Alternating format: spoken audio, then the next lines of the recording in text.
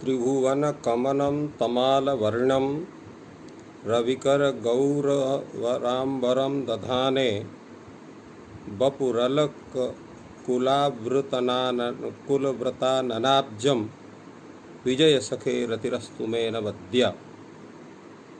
संस्कृत शौर्यम। इस समूह से संबद्ध सभी विद्वद्गण, सभी संस्कृत प्रेमीजन, शास्त्र जिज्ञासुजन एवं संस्कृत शौर्यम इस समूह के संस्थापक तथा प्रबंधकगण, आप सभी को प्रणाम करते हुए, साधुवाद करते हुए आज के इस ज्ञान सत्र का प्रारंभ कर रहे हैं। कल अजंत पुल्लिंग प्रकरण की पूर्णता हुई थी और स्त्रीलिंग प्रकरण का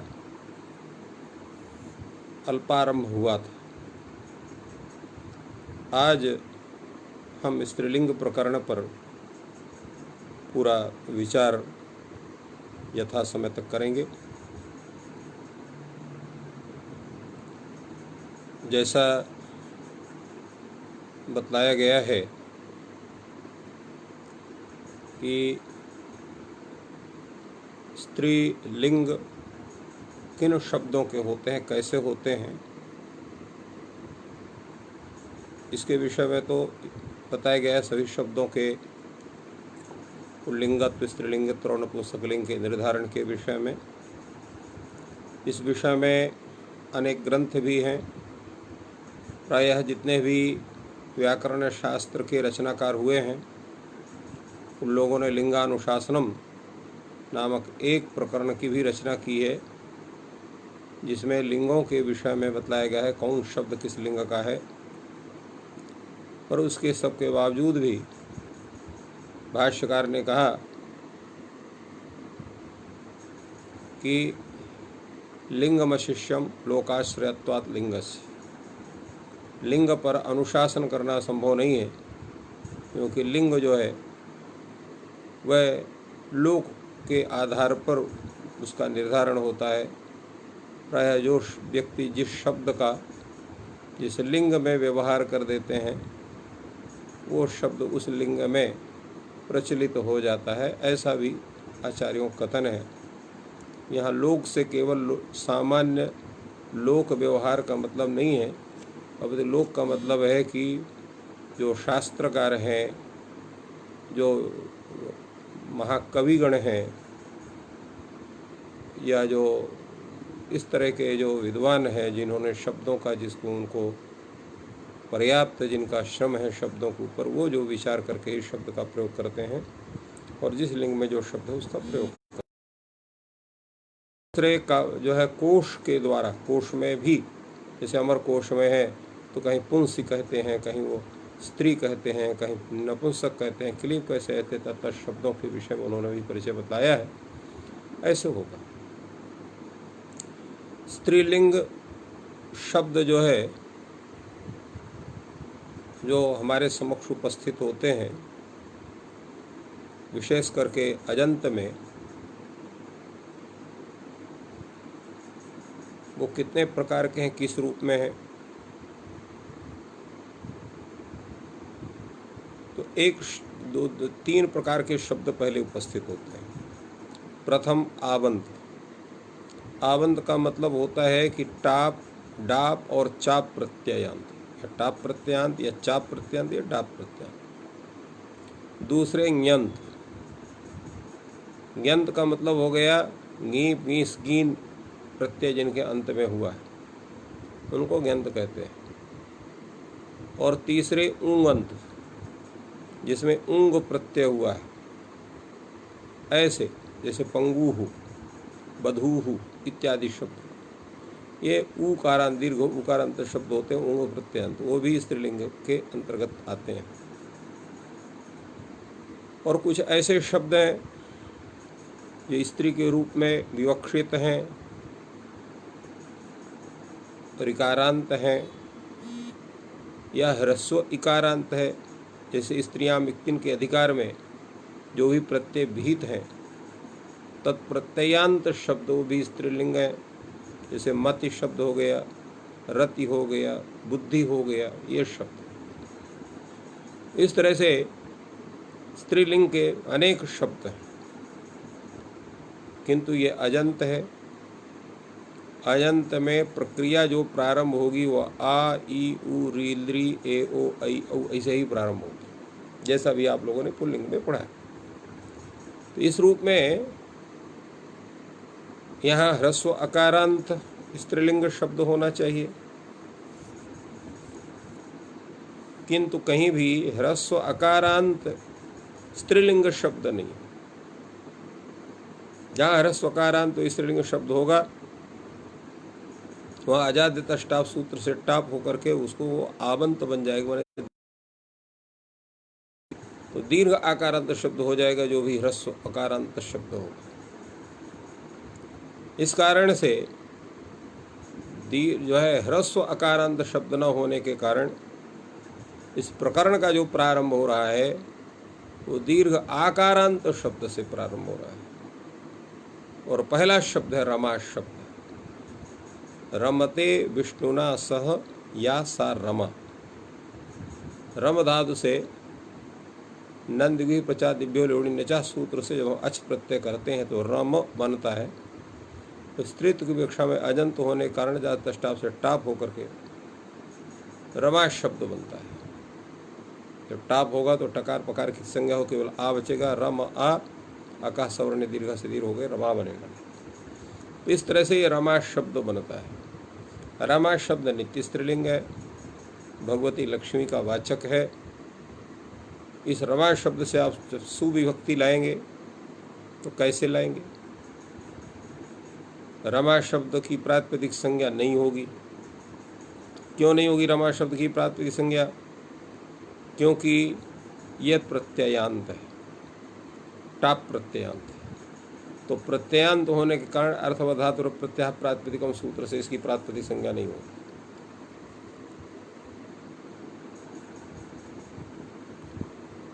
फलतः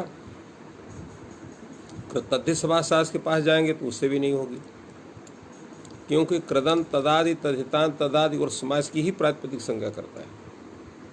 रमा शब्द ना तो कृदंत तदादि है और ना ही तद्धितांत तदादि है, क्योंकि जितने स्त्री प्रत्यय हैं वो तद्धित के अंतर्गत नहीं आते हैं। केवल एक प्रत्यय आता है, जैसे दो आते हैं, गश्फा प्रत्यय भी आता है और ती प्रत्यय भी आता है, परंतु सामान्य रूप से ती प्रत्यय को लोग मानते हैं और भाष्यकार ने उस तद्धिता के अधिकार को वहाँ से खंडन किया है। इसलिए कोई भी प्रत्यय ये तद्धित के अंतर्गत नहीं आते। तो इनकी प्रातिपदिक संज्ञा किस सूत्र से होगी? किसी भी सूत्र से नहीं होगी। तो ये वस्तुतः ये प्रातिपदिक संज्ञक नहीं है। तो सुबुत्पत्ति कैसे होगी? तो सुबुत्पत्ति इनको होगी क्योंकि सौजस मौट से सूत्र से ही वो कहता है ग्यंत आवंत और प्रातिपदिक से स्वादि प्रत्यय होते हैं। ग्यंतात आवंतात प्रातिपदिकाच स्वादय प्रत्यय स्यु। तो ये क्या है? ये आवंत है, इसलिए इसे स्वादि प्रत्यय होंगे। अर्थात आवंत ग्यंत इनकी प्रातिपदिक संज्ञा करना आवश्यक नहीं है। आवश्यक होगा भी तो कोई सूत्र ही नहीं करने वाला, इसलिए इनसे स्वादि प्रत्यय ज्ञात मान करके आवंत मान करके हो। और हमने इस सूत्र की व्याख्या में आप लोगों को बताया था कि सूत्र में जो ज्ञाप का अधिकार है, तो ज्ञाप जो है स्त्री प्रत्यय मात्र का उपलक्षक हो जाता है। इसलिए ज्ञंत, आवंत, उंगंत और त्यंत ये जितने हैं सबका ग्रहण होगा और सबसे सुबुत्पत्ति होगी। अब एक यहाँ चीज़ है, तो इसलिए इस सु विभक्ति आप लाएंगे। एकत्व विवक्षा एक वचन सु, रमा सु बनेगा, उकार की संज्ञा रमा सा। और एक सूत्र है जिसका आपने पढ़ा है पहले, सा की आप अप्रयुक्त संज्ञा करेंगे अप्रयुक्त काल प्रत्यय सूत्र से। और हरंग्याभ्यो दीर्घास्तुति प्रयुक्तम हल, यहाँ दीर्घ आप से दीर्घ तदंत जो शब्द रमा शब्द उससे पर यहाँ पर सु का सा है अप्रयुक्त संज्ञा, उसका लोप हो जाएगा तो बन जाए केवल रमा। तो इस तरह से रमा शब्द सिद्ध होता है। जब रमा शब्द सिद्ध हो गया तो द्वितीय की विवक्षा हुई रमाचा रमाचा। ऐसी अवस्था में आपका स्वरूपाणा में एक शेष विभक्त हुआ आया, द्वंद्व समास को बाध करके, तो यहाँ पर एक अर्थात प्रथम रमा शब्द शेष रहेगा, शेष का लोप होगा, और जो शिष्ट शेष रमा शब्द है वह द्वित्व अर्थ का बोधक होगा, क्योंकि यह शिष्यते सलुप्यमान अर्था विधाई। जो शेष रहता है वो लुप्यमान के अर्थों कहते हैं। तो लुप्यमान यहाँ पर एक लुप्य है, एक शेष है, ये द्वित्व अर्थ को कहेंगे। फलतः यहाँ द्विवचन औ विभक्ति यहाँ पर आएगी प्रथमा की, रमा औ बनेगा। रमा औ इस अवस्था में सूत्र लग जाएगा औंग आपहा। ये कहता है आवंता दंगात परस्य औंगः शी स्यात्। आवंत अंग से पर जो औंग उसको शी होता है। औंग यह जो है औ की संज्ञा है, इसलिए लिखा है औंग इति औकार विभक्ते है संज्ञा। औंग जो है औकार विभक्ति की संज्ञा है। ये संज्ञा प्राचीनों के द्वारा है। प्राचीन व्याकरण में औ की औंग संज्ञा है और टा की आंग संज्ञा है, क्योंकि व्याकरण शास्त्र की जो रचना हुई थी तो ऐसा नहीं कि पाणिनि ने आंख मूंद करके और अपने से लिखना चालू कर दिया। पाणिनि ने भी अपने समय के जितने व्याकरण के ग्रंथ थे सबका विधिवत अध्ययन किया, और विधिवत अध्ययन करने के पश्चात तब उन्होंने अपने व्याकरण शास्त्र की रचना की, जिससे कई ऐसी संज्ञाएं हैं, कई ऐसे शब्द हैं जिनको यथावत बड़े सम्मान के साथ उन शब्दों का पाणिनि ने अपने व्याकरण शास्त्र में ग्रहण किया है, और 10 आचार्यों का सम्मान सहित स्मरण भी किया है। तो इस तरह से यहाँ पर औंग यह है, औ की संज्ञा है जिसको पाणिनि ने ग्रहण करके अपने सूत्र में रखा है औंग आपा इस रूप में। तो यहाँ औ के स्थान में शी आदेश होगा। शी आदेश कैसे होगा? तो शी यह अनेकाल आदेश है। अनेकाल होने के कारण संपूर्ण औ के स्थान में शी आदेश होगा। प्रश्न आप कर सकते हैं, ये शी आदेश शीत है तो शीत्वा सर्वादेशा होना चाहिए, अनेकालत्वा सर्वादेशा है, साहब क्यों कह रहे हैं? तो उसका कारण यह है कि शी का जो विधान हो रहा है उस समय शी प्रत्यय नहीं अपितु आदेश मात्र, और जो शकार की संज्ञा करने वाला लशक को तद्धिते सूत्र है वो प्रत्ययाद्याः लकार लकार कवर्ग शकाराः इत संज्ञका स्यु कहता है। तो यहाँ पर जो शकार जो शी है वो प्रत्यय ही नहीं है। तो प्रत्ययत्व धर्म कब आता है? जब औ के स्थान में शी आदेश कर देते हैं। जब औ के स्थान में शी आदेश करेंगे तो सूत्र लग जाएगा स्थानीय विदादेश होनल विधौ। यहाँ आदेश कौन है? शी। स्थानीय कौन है? औ। औ में कौन धर्म है? तो सुप्रत्ययत्व धर्म है। वो सुप्रत्ययत्व धर्म का अतिदेश होगा शी में, तो ये शी प्रत्यय माना जाएगा, और जब प्रत्यय मान लिया जाएगा स्थानीय भाव के द्वारा तब इसमें शी का जो श है उसको लशक को तद्धिते सूत्र से संज्ञा होगी, तस्य लोपा से लोप होगा, तब बनेगा रमा ए, रमा ई। और इसके अनंतर आद गुणा सूत्र से गुण करने के पश्चात आप रमे ऐसा रूप बनाएंगे। तो रमा रमे, और जो बहुत की विवक्षा हुई प्रथमा में, तो रमाचा रमाचा रमाच, ये आपका द्वंद्व समास का ये विग्रह होगा, और द्वंद्व समास प्राप्त होगा। उसको बात करके स्वरूपाणा में एक शेष विभक्तो सूत्र के द्वारा एक रमा अर्थात प्रथम रमा शब्द ये शेष रहेगा, अन्य का लोप होगा, और जो शेष है वो बहुत अर्थ का बोधक है, क्योंकि यह मानार्था विधाई इस नियम के आधार पर। फलतः यहाँ पर बहुत की विवक्षा में बहुवचन जस विभक्ति आएगी, रमा जस बनेगा। जकार की संज्ञा अस, रमा अस में प्रथम पूर्व सवर्ण से पूर्व सवर्ण दीर्घ प्राप्त होगा, उसको बाद उसका निषेध कर दे दीर्घा जस च सूत्र। इसलिए यहाँ पर क्या करेंगे? यहाँ पर अकाश सवर्ण दीर्घा से दीर्घ कर देंगे। तो बन जाएगा रमास, और सकार का रुत्व विसर्ग कर दीजिए पद संज्ञा होने से, तो रहे रमा रमे रमा। अब आपका आया संबोधन। संबोधन में क्या करेंगे? संबोधन में यहाँ पर सु संबोधने चा से प्रथमा विभक्ति हुई, एक वचन सु आया, सु के एक वचन संबुद्धि संज्ञा हो जाएगी। हे रमा सु बन, उकार की संज्ञा हे रमा सा, तो सूत्र लग जाएगा संबुद्धौ च। ये सूत्र क्या कहता है? आप एकारः स्यात् संबुद्धौ, अर्थात आप को एत तो होता है, संबुद्धि परे रहते। आपः एकारः स्यात्, आपको एकार होता है, संबुद्धि परे रहते। तो यहाँ जो है संबुद्धौ चा सूत्र में तो केवल सूत्र संबुद्धौ चा है। तो आपः एकारः स्यात् इतना अर्थ कहाँ से आया? तो इस सूत्र में आंग चापः सूत्र से आपः की अनुवृत्ति होती है, और ओसिचा सूत्र से यहाँ एत्व की अनुवृत्ति हो, नहीं जो है जो बहुवचने झल्लेत, तो बहुवचने झल्ले से एत की अनुवृत्ति हो रही है। तो इस तरह से आपः एकारः स्यात् संबुद्धौ ये अर्थ बनता है। आप यहाँ रमा का आ, ये आप है, और संबुद्धि परे रहते यहाँ पर सु का सा है, तो यहाँ आपको एकार हो जाएगा। तो एकार हो जाए तो क्या बन जाएगा? रमेशा, हे रमेशा। तब सूत्र लग जाएगा आपका एंग ह्रस्वा संबुद्धि। यहाँ एगंतात ह्रस्वंतात चांगात परस्य संबुद्ध्य वयस्य हलाहल लोपः से, संबुद्धि हल का लोप होगा, संबुद्धि वय हल का होना सा है, उसका लोप हो गया। तो हे रमे, औ विभक्त औ में हे रमे, तो जैसे पहले आपने रमे बनाया तो हे लग जाएगा, तो हे रमे हे रमा। तो हे रमे हे रमे हे रमा, ये आपका संबोधन में स्वरूप बनेगा। तो रमा रमे रमा, हे रमे हे रमे हे रमा, ये रूप आपका बना।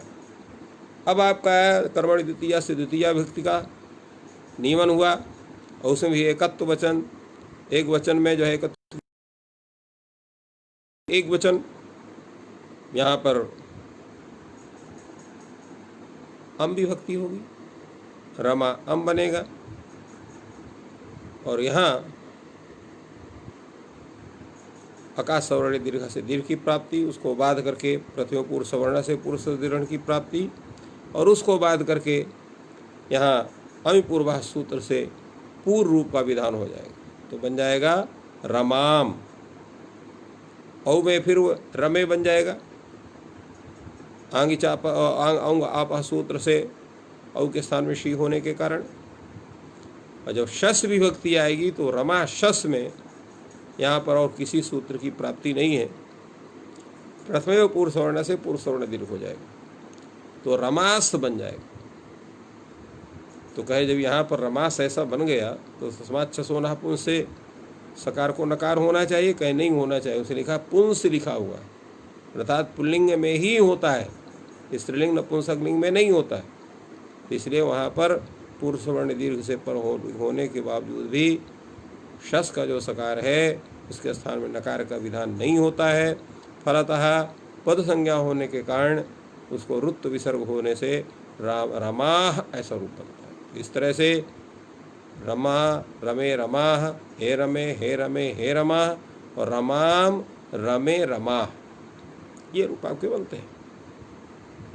जब टा विभक्ति लाएंगे तो रमा टा बन जाएगा आपका, टकार की संज्ञा रमा आ बनेगा।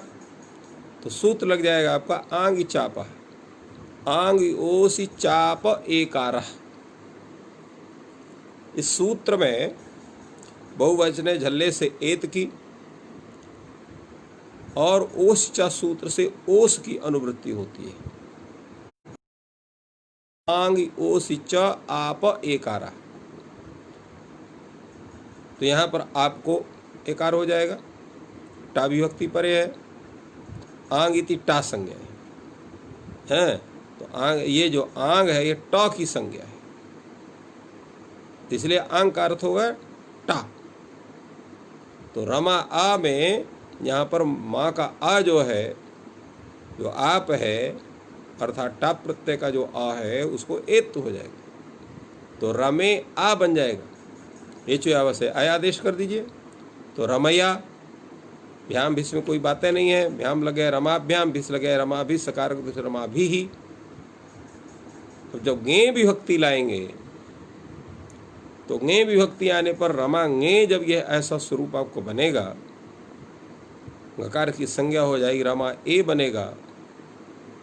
अब यहाँ पर वस्तुतः एक ढंग से वृद्धि रे से वृद्धि की प्राप्ति होती है, किंतु सूत्र यहाँ उपस्थित हो जाता है या डापह। या डापह इस सूत्र में, ये सूत्र कहता है आपो ङीतः याट स्यात्। तो घेर गीत से यहाँ पर गीत की अनुवृत्ति होती है। अर्थ हो जाएगा कि आपको से पर जो ङित प्रत्यय, आप में यहाँ पंचमी है, आप से पर जो ङित प्रत्यय उसको याट का आगम होता है। अर्थ हो जाएगा आपः परस्य ङितः प्रत्ययस्य याडागमः स्यात्, ऐसा अर्थ आप बना सकते हैं।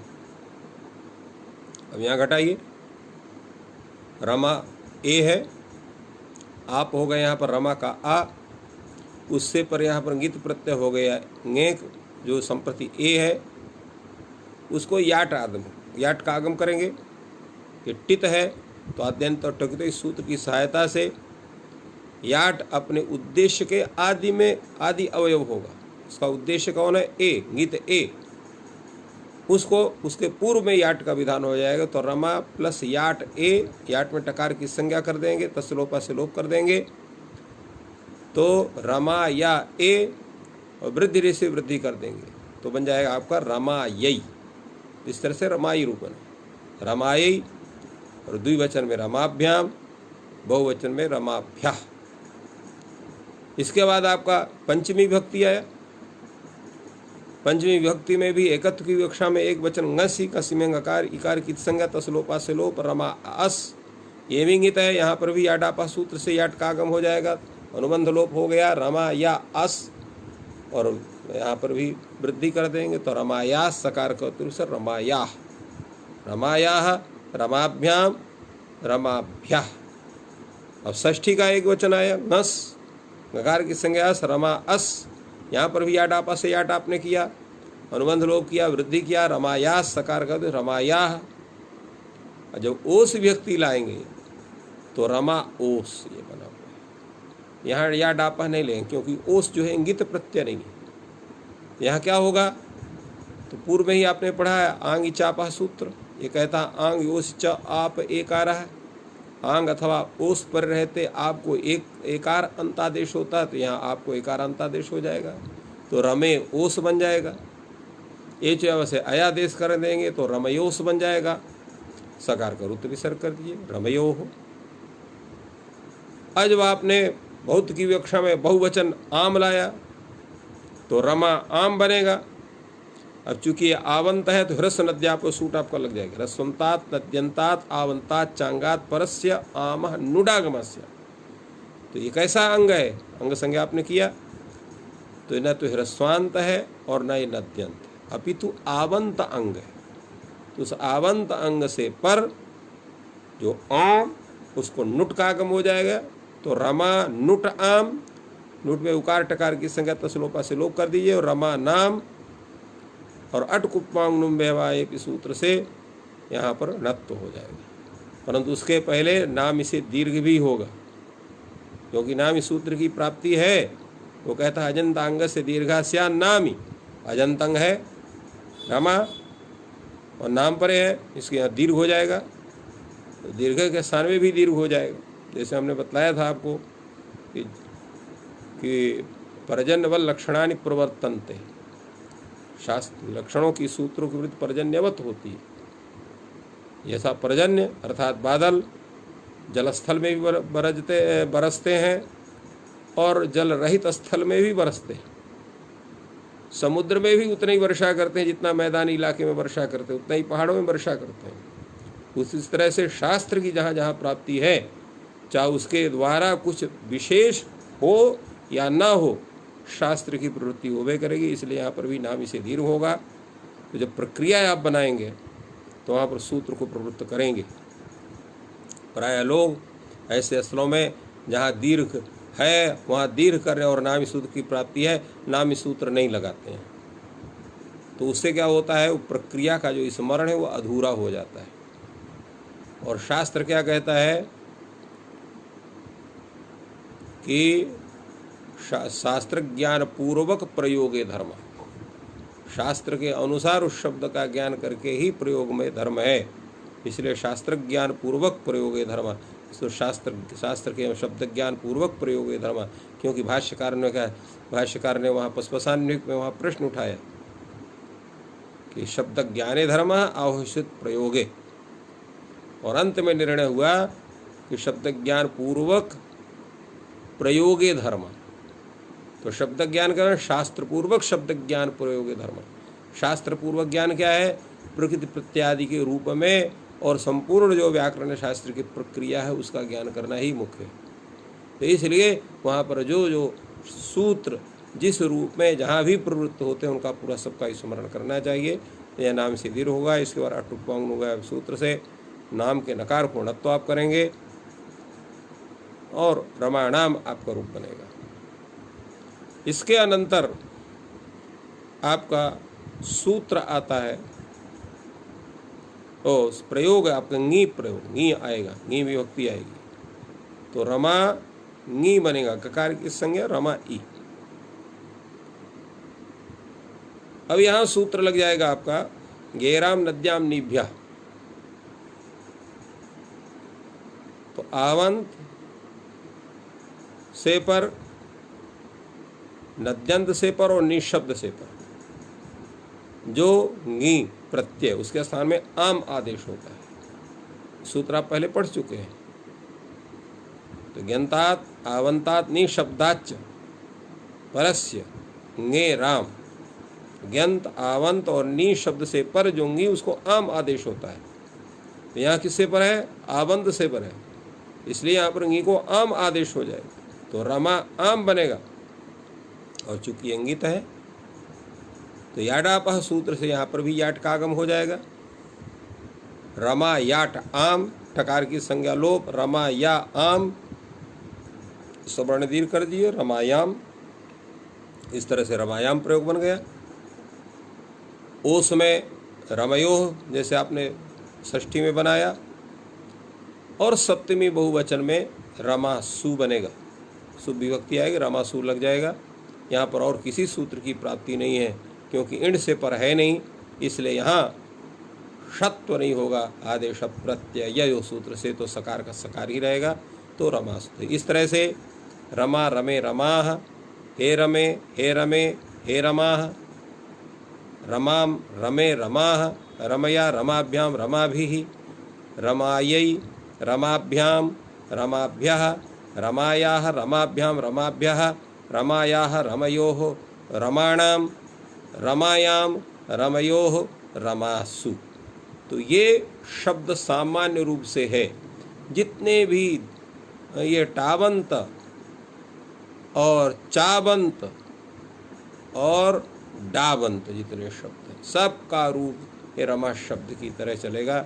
इसीलिए यहाँ इन्होंने दे दिया एगम दुर्गाम्बिकादया। इस तरह से दुर्गा शब्द है, अम्बा शब्द है, अंबिका शब्द है, और भी जो इस तरह के जितने भी शब्द हैं उन सभी शब्दों के रूप इसी तरह से चलते हैं और उनका स्वरूप।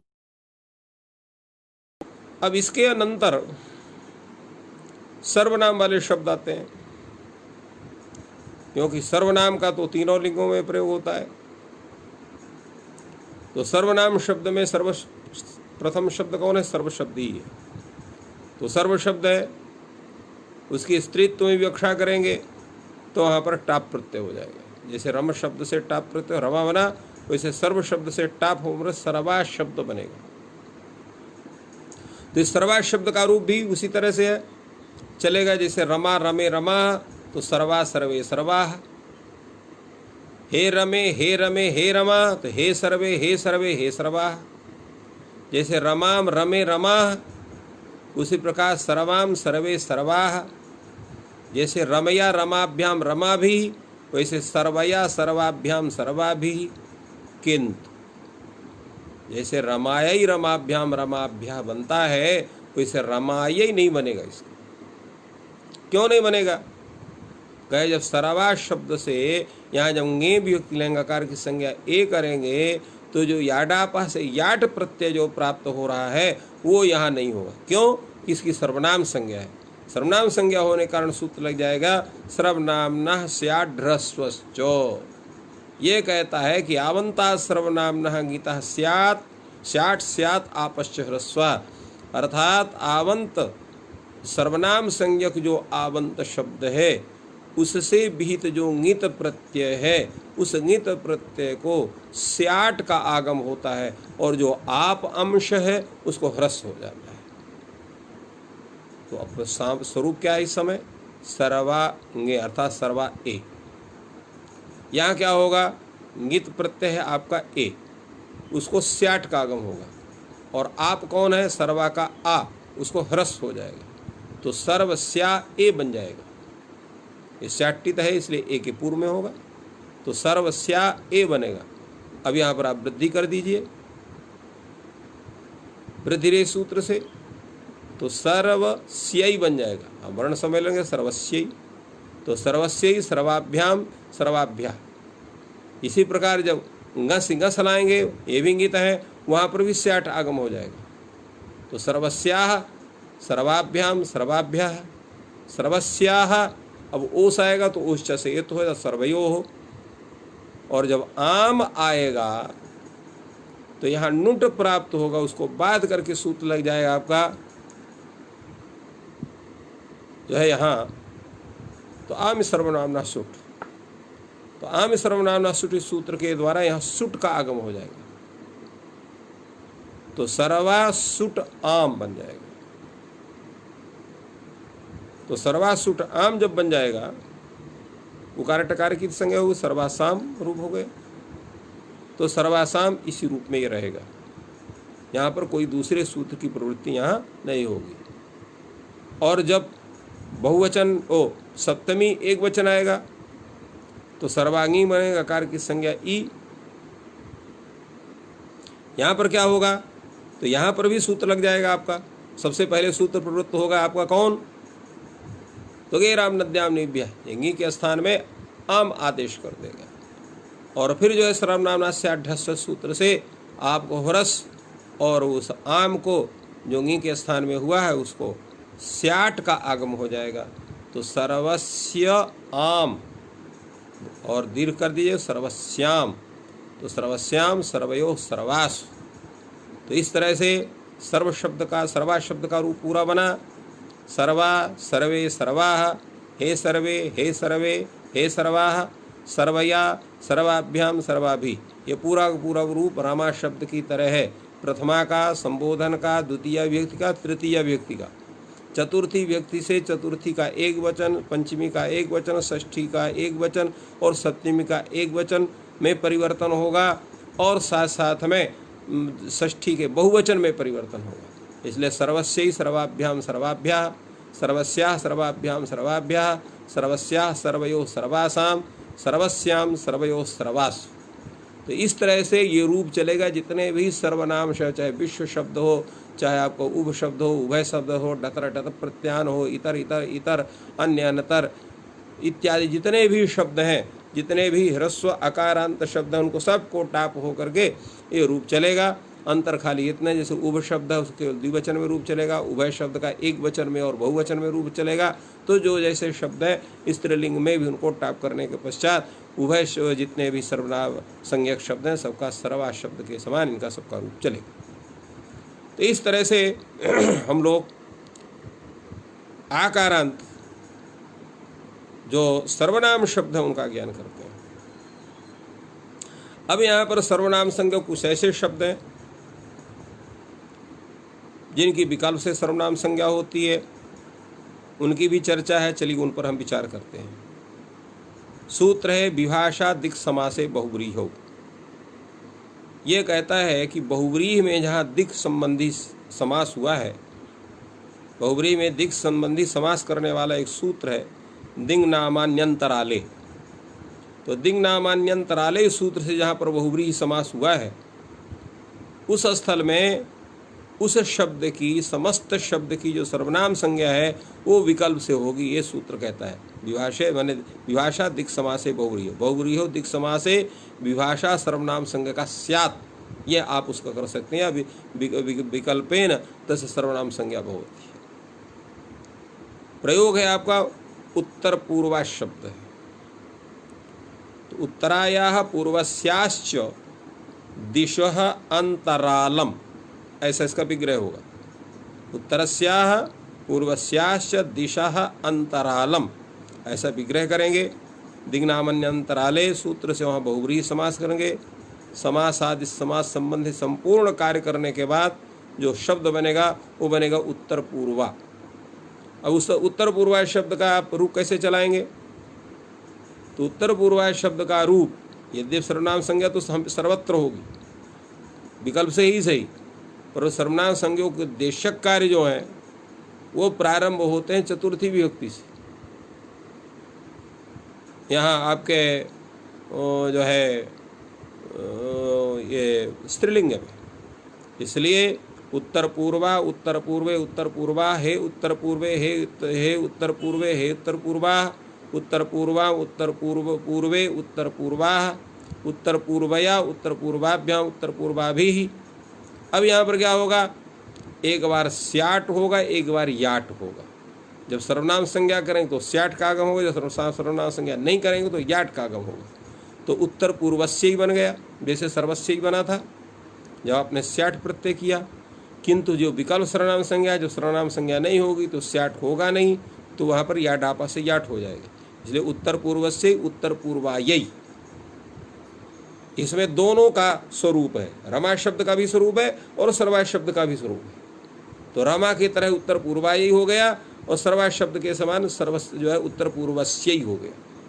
तो इस तरह से उत्तर पूर्वस्य, उत्तर पूर्वायै, उत्तर पूर्वाभ्यां, उत्तर पूर्वाभ्या, उत्तर पूर्वस्याः, उत्तर पूर्वायाः, उत्तर पूर्वाभ्यां, उत्तर पूर्वाभ्या, उत्तर पूर्वस्याः, उत्तर पूर्वायाः, उत्तर पूर्वयोः, उत्तर पूर्वासाम, उत्तर पूर्वाणाम, ये दो रूप यहाँ बनवेंगे आम में भी।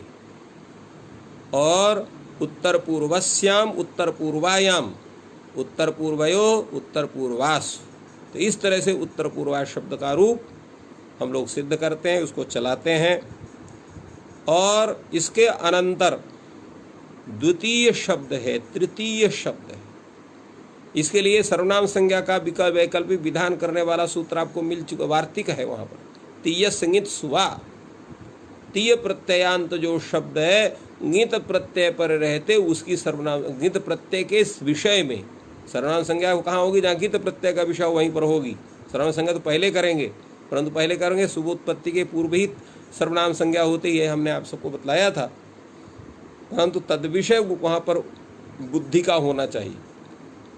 जब आपका ये होगा कि यहाँ तीय प्रत्ययांत शब्द से हम गित प्रत्यय फला कर रहे हैं, तो ऐसी स्थिति जब आपकी होगी तो ऐसे विवक्षा होने पर वहाँ पहले सर्वनाम संज्ञा होगी, वो विकल्प से होगी।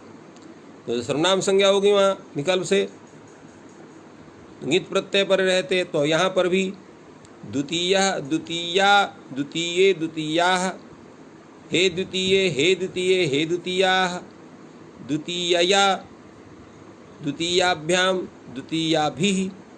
अब यहाँ पर सर्वनाम संज्ञा विकल्प से होगी। ङित प्रत्यय तो ङे हैं, ङे, ङस, ङस इत्यादि के विषय में। तो यहाँ जो है आपका उत्तर पूर्वा ङे, ङकार की संज्ञा ए, जब सर्वनाम संज्ञा हो गई तो सर्वनाम संज्ञा होने के कारण यहाँ आपने क्या कर दिया? स्याट का आगम कर दिया और आपको ह्रस्व कर दिया। तो यहाँ पर भी द्वितीयस्य रूप आपका बन गया, क्योंकि द्वितीय शब्द का रूप चला रहे हैं। और जब नहीं होगा तो यहाँ पर याट का आगम हो जाए तो द्वितीय यही हो गया। इसी तरह से जो है ङस में द्वितीयस्याः, द्वितीयायाः, ङस में भी द्वितीयस्याः, द्वितीयायाः, और जो है षष्ठी बहुवचन में द्वितीयस्याम द्वितीया नाम, नहीं द्वितीयासाम द्वितीया नाम ऐसा होगा, और ङी में द्वितीयस्याम द्वितीयायाम, और इस तरह से ये रूप परिवर्तन है। संपूर्ण रूप आपका इस तरह है, द्वितीया द्वितीये द्वितीयाः, हे द्वितीये हे द्वितीये हे द्वितीयाः, द्वितीयया द्वितीयाभ्याम द्वितीयाभिः, द्वितीयस्यै द्वितीयायै द्वितीयाभ्याम द्वितीयाभ्यः, द्वितीयस्याः द्वितीयायाः द्वितीयाभ्याम द्वितीयाभ्यः, द्वितीयस्याः द्वितीयायाः द्वितीययोः द्वितीया नाम द्वितीयासाम, द्वितीयस्याम द्वितीयायाम द्वितीययोः द्वितीयासु। इस तरह से द्वितीया शब्द, ऐसे ही तृतीया शब्द का भी रूप चलेगा, पूरा उसी के समान में, कोई अंतर नहीं है। तो ये तो हो गया आपके तृतीय प्रत्यांत शब्दों का रूप परिवर्तन। अब कुछ ऐसे शब्द हैं जिनका केवल एक जगह रूप परिवर्तन होता है, और वह है संबोधन में। आपने एक सूत्र पढ़ा है बहुश्रेषी के प्रकरण में, अम्बार्थ नद्योर ह्रस्व। तो अम्बार्थक जो शब्द है और नदी संज्ञक जो शब्द है, उनको ह्रस्व होता है, संबुद्धि भिन्न संबुद्धि परे रहते। तो ऐसे अम्बार्थक शब्द कौन है? जैसे अम्बा हो गया, अक्का हो गया, अल्लाह हो गया। तो ये शब्द को इन्होंने जोड़ दिया है मातृवाची होने के कारण भट्टोजी दीक्षित ने, और उसी तरह से यहाँ पर। परंतु जो भी अम्बार्थक जो अम्बा शब्द है, अंबिका शब्द है, अम्बालिका शब्द है, उसका ये अम्बार्थक शब्द है, परंतु इनको भी जोड़ दिया है उस जमाने के आधार पर हमारे आचार्यों ने। तो अक्का शब्द भी है, अल्लाह शब्द भी है, इनका भी हम लोग व्युत्पत्ति के द्वारा उसको मात्रार्थक बना सकते हैं। इस कारण से इनको इस अर्थ में भी आचार्यों ने ग्रहण कर लिया, क्योंकि व्याकरण शास्त्र में प्रत्येक शब्दों का साधुत्व बनाने का सामर्थ्य है, और उस आधार पर वो शब्द हमारे अभिलषित अर्थ को देता है। तो इस तरह से इन शब्दों की व्युत्पत्ति वो जो है अम्बार्थक हो सकते हैं, और जो अम्बार्थक हो सकते हैं तो इनके संबोधन में, जैसे अम्बा अम्बे अम्बाह, तो हे अम्बे रूप नहीं बनेगा, हे अम्ब रूप बनेगा। तो हे अम्ब, हे अम्बाल, हे अम्बिको, ऐसा रूप बनेगा। और यहाँ पर जो है अम्बास नद्योर ह्रस्व से ह्रस्व हो जाता है। तो हे अम्ब, हे अम्बे, हे अम्बाह, ऐसा संबोधन में रूप चलेगा। शेष पूरा स्वरूप रमा शब्द के समान। अब एक प्रश्न आप कर सकते हैं, एक मंत्र है अम्बे अम्बाल, अम्बे अम्बिके अम्बालिके में वहाँ पर प्रयोग है। तो अम्बे प्रयोग कैसे है, अम्बाले प्रयोग कैसे है, अंबिके प्रयोग कैसे शब्द है वहाँ पर, क्यों हुआ? तो मंत्र जो है, जो वैदिक मंत्र हैं, उनमें कई परिवर्तन होते हैं। तो वहाँ पर एक सूत्र है बहुलम छंदसी। तो बाहुलकात शास्त्रों की प्रवृत्ति होती है। बाहुलक का मतलब क्वचित प्रवृत्ति, कहीं नित्य प्रवृत्त होना, क्वचित अप्रवृत्ति, कहीं नित्य अप्रवृत्ति होना, क्वचित विभाषा, कहीं विकल्प से प्रवृत्ति होना, क्वचित अन्य देव, कुछ जो है किसी जिस सूत्र से उसका विधान होना चाहिए उससे अतिरिक्त का विधान हो जाना। तो ये बाहुलकात होता है। तो यहाँ बाहुलकात, यहाँ क्या हो गया है, यहाँ वैदिक स्थल में उस अम्बार्थ नदी और ह्रस्व की अप्रवृत्ति हो गई है। तो क्वचित आने इष्ट स्थले अप्रवृत्ति, और क्वचित इष्ट स्थले प्रवृत्ति। तो क्वचित प्रवृत्ति, क्वचित अप्रवृत्ति, क्वचित विभाषा, क्वचित अन्य देव। तो इस तरह से वहाँ अम्बे अंबिके अम्बालिके नमानेति कश्चन इत्यादि मंत्र में वहाँ अम्बे अम्बाले अंबिके यह प्रयोग वहाँ हुआ है, वो प्रयोग गलत नहीं है। तो इस तरह से हम लोग इस पूरे शब्दों का हम लोग ज्ञान करते हैं। अब एक अलग शब्द है, आपको ध्यान होगा कि आप लोगों ने पुल्लिंग में, अजंत पुल्लिंग प्रकरण में जब आपने राम शब्द का ज्ञान कर लिया था, सर्वादिगण पठित शब्दों का ज्ञान कर लिया था तो ह्रस्व अकारांत शब्द निर्जर शब्द उपस्थित हुआ था। उसी तरह से यहाँ पर भी है, आपने रमा शब्द का ज्ञान कर लिया, सर्वादिगण शब्दों का ज्ञान कर लिया, तो यहाँ पर भी निर्जर की तरह यहाँ पर जरा शब्द आपके सामने उपस्थित है। हमने बताया था कि जराय जरसन तरस्याम यह सूत्र अजादि प्रत्यय परे रहते करता है, और वो भी जो अजादि प्रत्यय हो वो अनतिदेश हो, आदेश होने के कारण उसको अजादि नहीं होना चाहिए। जैसे अतो भिस ऐस, उसको भिस को ऐस हो जाता है, परंतु क्या है वो आदेशित है, अनादेशित नहीं, इसलिए वहाँ पर जरस आदेश नहीं होता है। इसी तरह से जो जरस आदेश है वो क्या है, वो अंतरंग है, तो अंतरंगत्वाद इसकी पूर्व प्रवृत्ति हुई, बाद में दूसरे आकार्य होंगे। इसलिए यहाँ पर जो है गे को या आदेश नहीं होता है, और गसी को जो है गे को जो है या आदेश, और गसी को आत आदेश नहीं होता है। इसी प्रकार जो है आपको स्या आदेश जो है गस के स्थान में नहीं होता है। तो ये जो है आदेश वो नहीं होते हैं, उसके पूर्व में ही वहाँ पर जरस आदेश होता है। ठीक इसी ढंग से यहाँ पर भी जरस आदेश होगा अजादि प्रत्यय के विषय में, और हलादि प्रत्यय के विषय में उसका स्वरूप रमा शब्द के समान चलेगा। और पक्ष में चूंकि विकल्प है तो पक्षे हलादौ च रमावत, ये समझिए, पक्ष में और हलादि प्रत्यय पर रहते रमा शब्द के तरह। तो चलिए इसका रूप चलाते हैं। पहले आप सिद्ध कर लीजिए एक शब्द को, रमा जैसे बनता है वैसे जरा बन जाएगा। एक वचन में यहाँ तो कोई दिक्कत नहीं। औ विभक्ति आप लाएंगे तो रमा औ है, यहाँ पर रमा औ इस अवस्था में आपको अंग आपा सूत्र से शी आदेश प्राप्त होगा। उसको उसके पूर्व ही यहाँ पर जरा जरस आदेश हो जाएगा, तो वहाँ पर आपका जरसौ रूप बनेगा। और जब नहीं होगा तब यहाँ पर जो है अंग आपा से शी आदेश होने पर जरे रूप बनेगा। इसी प्रकार जस विभक्ति है, जस में जब जरा आदेश हो जाएगा, जरस अस के परे रहते, तो वहाँ पर बन जाएगा आपका जराह बन जाएगा।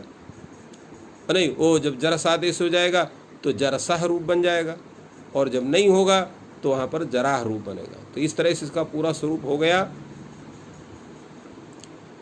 जरा, जरसौ, जरे, जराह, जरसह। हे जरे, हे जरसौ, जरे, हे जरसह, जराह। जराम, जरसम, जरौ, जरसौ, जरे, जरसौ, जराह, जरसह। जरया, जरसा, जराभ्याम, जराभिः। जरायै, जरसे, जराभ्याम, जराभ्यः। जरायाः, जरसः, जराभ्याम, जराभ्यः। जरायाः, जरसः, जरयोः, जरसोः, जराणाम, जरसाम। और यहाँ जरसी, जरायाम, जरसोह, जरयोह, जरास। तो इस तरह से जरा शब्द के रूप ये दोनों तरह से आपके बनेंगे। इसके अनंतर आपका दूसरा शब्द है गोपा शब्द है। गोपा शब्द जैसे विश्वपा शब्द, विश्वम पाती थी विश्वपा, उसी प्रकार गाम पाती थी गोपा। ये दीर्घ आकारांत शब्द है, इसमें टाप वगैरह कुछ नहीं हुआ है। स्त्रीत्व का वाची, क्योंकि स्त्रीत्व की विवक्षा आपको होगी तब स्त्रीत्व बनेगा। गाम पाती या सा गोपा, ऐसा बनेगा उसका स्वरूप। तो इसका पूरा रूप जो है वो विश्वपा शब्द की तरह, जैसे विश्वपाह, विश्वपौ, विश्वपाह, वैसे गोपाह, गोपौ, गोपाह। संबोधन में भी हे गोपा, हे गोपाः, हे गोपौ, हे गोपाः। और द्वितीय विभक्ति में गोपाम, गोपौ, गोपाः, गोपाः में गोपाः, गोपाः नहीं गोपाः बनेगा, शश परे रहते शकार की संज्ञा गोपा अस, आतो धातु से वहाँ पर पाके आका लोप हो जाएगा। तो जैसे विश्वपाह बनता है वैसे गोपाह बनेगा। टा में विश्वपा, यहाँ पर भी आतो धातु से आकार का लोप होने से प मिल जाएगा टा वाले आ में, तो गोपा बन जाएगा। तो गोपा, गोपाभ्याम, गोपाभी, गोपे, गोपाभ्याम, गोपाभ्या, गोपाः, गोपाः नहीं गोपाः, गोपाभ्याम, गोपाभ्या, गोपाः, गोपोः, गोपाम, गोपी, गोपोः, गोपास। तो इस तरह से गोपा शब्द का रूप चलता है। अब हम लोग आते हैं अलग शब्द में, जो एक विशेष रूप से शब्द है, वो है मति शब्द का रूप। तो मति शब्द के रूप के पहले थोड़ा सा हम लोगों को जो है इसका पूरा आकलन कर लेना चाहिए, जिससे कि कहीं कोई वस्तु, कोई मस्तिष्क अगर बहिर्भूत है तो उसका संकलन हो जाए। तो देखिए, आपने रमा शब्द का रूप का पूरा ज्ञान किया। रमा शब्द में जो परिवर्तन है सामान्य रूप से वो पूरा का पूरा परिवर्तन है। सु में परिवर्तन तो कोई विशेष सूत्र के द्वारा नहीं है, स्वयं प्रयोग के जो उसके प्रकृति है उसी के माध्यम से है, केवल रुत विसर्ग करते हैं। किंतु औ में वहाँ पर जो है आपको शी आदेश होते हैं, इसलिए रमे बन जाता है। रमा में भी कोई विशेष स्वरूप नहीं है। संबोधन में संबोधौचा सूत्र से एत होने के कारण वहाँ पर हे रमे रूप बनता है। शेष सब उसी तरह से है। और ट विभक्ति पर रहते यहाँ पर आंग चापा सूत्र से आपको एत होने कारण रमया ऐसा रूप बनता है। इसी तरह से जितने ङित प्रत्यय हैं वहाँ पर याट का आगम होता है, तो उसका जैसे रमाई बन गया, रमायाह बन गया और रमायाम बन गया। तो इस तरह से यहाँ रूप परिवर्तन होता है। और शेष अन्यत्र स्थल में उसके पर रहते और उच्च से क्या कहते हैं आंग चापा से उस पर रहते एत होकर रमयो रमयो रूप बनता है। और रमाणाम को जो है वहाँ पर आवंत होने कारण नुट होता है और नामी से दीर्घ करके रमाणानु बनता है। सर्वाधिगण में केवल एक ही परिवर्तन है और वह सर्वनाना स्याढ्रस्य से स्याट याट की जगह पर स्याट होना। शेष पूरे स्वरूप वो रमा शब्द के ही समान है। और उत्तर पूर्वा शब्द है और द्वितीय शब्द है, केवल ङित में परिवर्तन हो रहा है। सर्वनाम संज्ञा विकल्प होने से, तो एक बार विकल्प से सर्वनाम संज्ञा होगी तो एक बार सर्वनाम संज्ञा के माने अर्थात स्याट का आगम होगा, एक बार नहीं होगा। परिवर्तन हमें प्राप्त होते हैं। और ये मति शब्द की व्याख्या उस पर हम लोग आज विचार नहीं करेंगे, क्योंकि इस पर विशेष विचार है और पूरा विचार होना चाहिए। तो पूरा विचार होने के कारण इस पर हम परसों विचार करेंगे। कल अष्टमी है, तो अष्टमी होने के कारण कल इस का जो है अनध्याय तिथि होने से अवकाश रहेगा। परसों अर्थात मंगलवार को फिर हम लोग यथा समय उपस्थित होंगे, इन पर चर्चा करेंगे और आगे का पूरा विचार होगा। तो इस तरह से आपका स्त्री प्रत्यय का आज ये प्रारंभ हुआ, जिसमें आपने पूरे दीर्घ आकारांत के जितने स्वरूप हैं उनको आपने ज्ञान किया। जिसमें पहले आप दीर्घ आकारांत शब्द का, इसके बाद सर्वनाम संज्ञाओं का, और इसके बाद जो है आपने गोपा शब्द का जो क्युप प्रत्ययांत शब्द है और उपपद पूर्वक जैसे विश्वपा शब्द था, इनका आपने ज्ञान किया। अब ह्रस्व इकारांत शब्द चूँकि स्त्रीलिंग है तो उसकी चर्चा करते हैं। ह्रस्वकारांत शब्द कोई स्त्रीलिंग नहीं है, इसलिए उसकी चर्चा नहीं हुई है। इन शब्दों के साथ आज इस ज्ञान सत्र की यहाँ पर पूर्णता होती है। आप सबको प्रणाम साधुवाद करते हुए और इसको विराम देते हैं। जय तु संस्कृतम, जय तु भारतम।